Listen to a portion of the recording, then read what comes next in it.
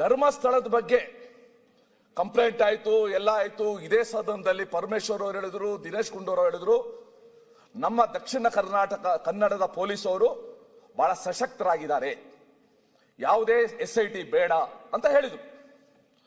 ಇದಕ್ಕೆ SIT ಮಾಡ್ಬಿಟ್ರು. ದಿನೇಶ್ ಗುಂಡೂರಾವ್ ಹೇಳಿದ್ರು, ನಮ್ಗೆ ಯಾರಿಗೂ ಕೂಡ ಮಾಡಬೇಕು ಅಂತ ಇಷ್ಟ ಇರಲಿಲ್ಲ, ಕೆಲವು ನಿಯೋಗಗಳು ಬಂದು ಒತ್ತಡ ತಂದು ಅದಕ್ಕೋಸ್ಕರ ನಾವು ಮಾಡಿದೀವಿ ಅಂತ. Fine, fair enough, V welcome it. ಆಯ್ತು, ಸತ್ಯಾಂಶ ಬರಲಿ ಅಂತ. ಅವರು ಆಫೀಸರು ಮೊಹಂತಿಯವರ ನೇತೃತ್ವದಲ್ಲಿ ನೀವು ಒಂದು ಕಮಿಟಿ ಮಾಡಿದ್ರಿ.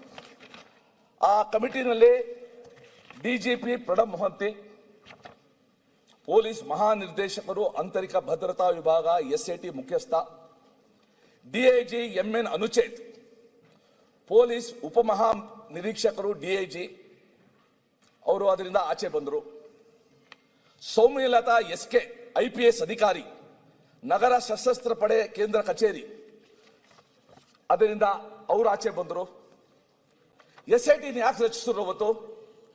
ಹಲವು ವರ್ಷಗಳಿಂದ ವರದಿಯಾಗಿರುವ ಅನುಮಾನಾಸ್ಪದ ಸಾವುಗಳ ಆರೋಪಗಳು, ಸ್ಥಳೀಯ ಪೊಲೀಸರಿಂದ ಪ್ರಕರಣಗಳನ್ನು ಮುಚ್ಚಿ ಹಾಕಲಾಗಿದೆ ಅಥವಾ ಸರಿಯಾದ ತನಿಖೆ ನಡೆದಿಲ್ಲ ಎಂಬ ಆರೋಪ, ಸಾರ್ವಜನಿಕ ಹಿತಾಸಕ್ತಿ ಅರ್ಜಿಗಳು ಮತ್ತು ಸಾಮಾಜಿಕ ಕಾರ್ಯಕರ್ತರ ಒತ್ತಾಯ, ಆ ಪ್ರದೇಶದಲ್ಲಿ ಒಂದು ಸಂಸ್ಥೆಯ, ಒಂದು ಇನ್ಸ್ಟಿಟ್ಯೂಷನ್ ಪ್ರಭಾವ ಇದೆ ಎಂಬ ರಾಜಕೀಯ ಒತ್ತಡ, ಈ ರೀತಿ ಮಾಡಿ ಒಂದು ಎನ್ಕ್ವೈರಿ ಕಮಿಷನ್ ಮಾಡಿದ್ರು. ನಮಗೂ ಕೂಡ ಆಯ್ತು, ಮಾಡಲಿ, ಒಂದು ಸತ್ಯಾಸತ್ಯತೆ ನಾವೆಲ್ಲೂ ಕೂಡ ವಿರೋಧಿಸಲಿಲ್ಲ. ಇನ್ನೊಂದು ಹೆಜ್ಜೆ ಮುಂತಾಯಿತು. ಧರ್ಮಸ್ಥಳದಂತಹ ಅತಿ ಸಂವೇದನಾಶೀಲ ಪ್ರಭಾವಶಾಲಿ ಪ್ರಕರಣದಲ್ಲಿ ಸಾಮಾನ್ಯ ಪೊಲೀಸ್ ತನಿಖೆಯಿಂದ ಸಾರ್ವಜನಿಕ ನಂಬಿಕೆ ಮೂಡದು ಎಂಬುದು ರಾಜ್ಯ ಸರ್ಕಾರದ ವಾದ ಆಗಿತ್ತು.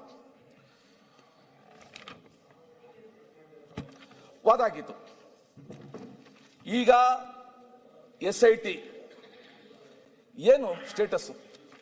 ಒಂದು ವರ್ಷ ನಾವು ಅವತ್ತೇ ಕೇಳ್ಕೊಂಡ್ವು, ನಾವು ಈ ಹೌಸಲ್ಲಿ, ನೀವು ಇಂಟರಿಮ್ ರಿಪೋರ್ಟ್ ಇಡಿ ಅಂತ ನಾವು ಪರಿಯಾಗಿ ನಾವು ಕೇಳ್ಕೊಂಡು. But the government refused. ಇಲ್ಲ, ಮೈನ್ ಬರಲಿ, ಮೈನ್ ರಿಪೋರ್ಟೇ ಬರಲಿ ಅಂತ. ಈಗ ಸನ್ಮಾನ್ಯ ಸಭಾಧ್ಯಕ್ಷರೇ, ಒಂದು ನಿಮಿಷ.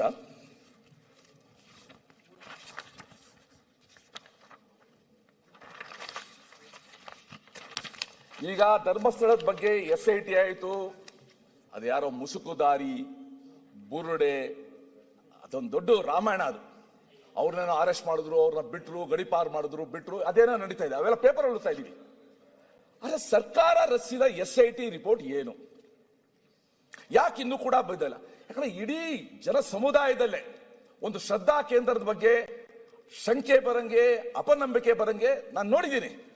ಅದು ಒಂದು ಹೇಳ್ಕೊಂಡ್ರು, ಧರ್ಮಸ್ಥಳಕ್ಕೆ ಹೋಗೋ ಜನ ಸಂಖ್ಯೆನೇ ಕಡಿಮೆ ಆಗ್ಬಿಟ್ಟಿದೆ ಅಂತ ಹೆಮ್ಮೆಯಿಂದ ಹೇಳ್ಕೊಂಡ್ರು. ಸರ್, ನಾವು ಒಂದು ಹೇಳ್ತೀವಿ ಸರ್, ಯಾರೂ ಇಲ್ಲದೆ ಇರೋರಿಗೆ ಧರ್ಮಸ್ಥಳ ಅನ್ನೋದು ಒಂದು ಭರವಸೆ ಕೇಂದ್ರ, ನಂಬಿಕೆ ಕೇಂದ್ರ. ಇದೇನಪ್ಪ ನಮ್ಮ ಮಂಜಪ್ಪ ಇದ್ದಾರೆ ಅಂತ ಆ ನಂಬಿಕೆನೇ ಛಿದ್ರ ಮಾಡಕ್ ಹೊರಟ್ರಲ್ಲ ಇವರು. ಅದ್ರ ಬಗ್ಗೆ SIT ಮಾಡಿದ್ರಲ್ಲ, where the report? What has happen? ಇನ್ನೂ ಕೂಡ ಧರ್ಮಸ್ಥಳ ಕಳಂಕ ಎತ್ಕೊಂಡೆ ಓಡಾಡ್ಬೇಕಾ? ಗಡಿಪಾರು ಆದ ಆ ವ್ಯಕ್ತಿ ಅದೇ ಬೆಳ್ತಂಗಡಿ ಪೊಲೀಸರಿಗೆ ಇವತ್ತು ಕೂಡ ಚಲನೆ ತೀರಿಸ್ತಾ ಇದ್ದಾರೆ. ಸುಪ್ರೀಂ ಕೋರ್ಟ್ ಹೋಗಿತ್ತಿದ್ದು. ಸುಪ್ರೀಂ ಕೋರ್ಟ್ ಅಲ್ಲಿ ಜಡ್ಜ್ ಹೇಳಿದ್ರು, ಇದು PIL ಅಲ್ಲ, ಇದು ಪಬ್ಲಿಕ್ ಇಂಟ್ರೆಸ್ಟ್ ಲಿಟಿಗೇಷನ್ ಅಲ್ಲ, ಇದು ಪೈಸಾ ವಸೂಲ್ ಲಿಟಿಗೇಷನ್ ಅಂತ. ನಾನು ಹೇಳ್ತಾ ಇರೋದಲ್ಲ, ಸುಪ್ರೀಂ ಕೋರ್ಟ್ ಹೇಳಿರೋದು ಪೈಸಾ ವಸೂಲ್ ಲಿಟಿಗೇಷನ್ ಅಂತ.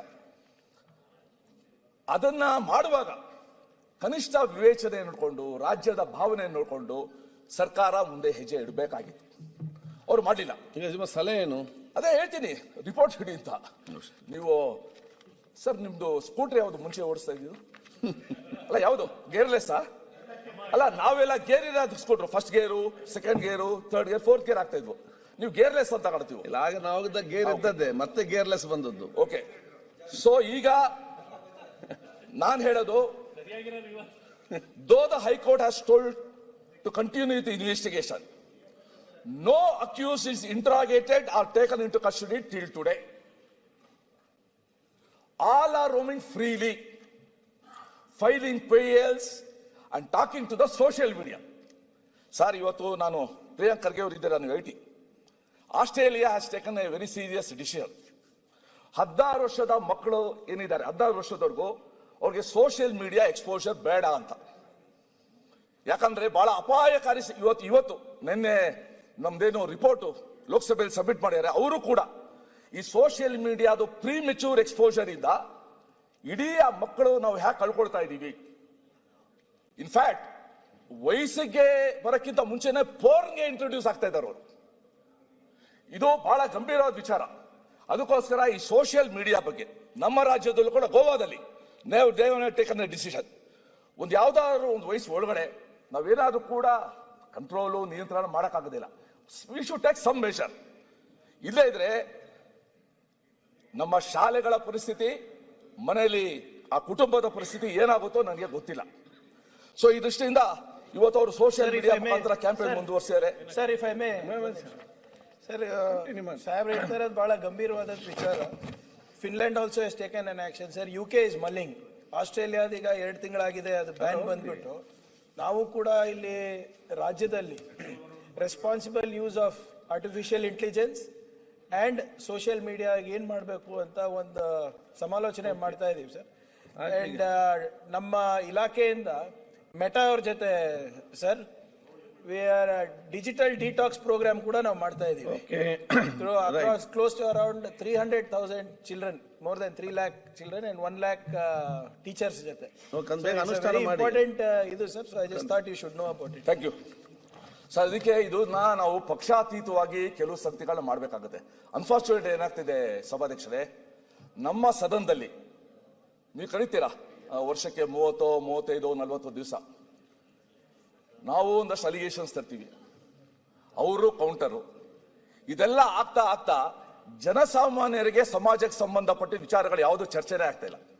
ಹೆಲ್ತ್ ಇಶ್ಯೂಸ್ ಇರ್ಬೋದು, ಎಜುಕೇಶನ್ ಇರ್ಬೋದು. ನಾನು ಬಹಳ ಸಲ ಅನ್ಕೋತೀನಿ, ಆ ಅಂಬೇಡ್ಕರ್ ರಸ್ತೆಯಲ್ಲಿ ಹೋಗೋಂಗೆ ಈ ವಿಧಾನಸೌಧ ನೋಡಿದ್ರೆ ನನ್ ಬಗ್ಗೆ ಏನಾದ್ರು ಚರ್ಚೆ ಆಗುತ್ತಾ ಅಂತ ಅವನೇನೋ ಯೋಚಿಸ್ತಾನ. Is a subject of discussion here ಅನ್ನೋದೊಂದು ದೊಡ್ಡ ಪ್ರಶ್ನೆ. ನಮ್ಮ ವಿಜಯವಾಹಿನಿ ನ್ಯೂಸ್ ಚಾನೆಲ್ನಲ್ಲಿ ಪ್ರಮೋಷನ್, ಜಾಹೀರಾತು, ಅಡ್ವರ್ಟೈಸ್ಮೆಂಟ್ ನೀಡಲು ಸಂಪರ್ಕಿಸಿ 9535808456.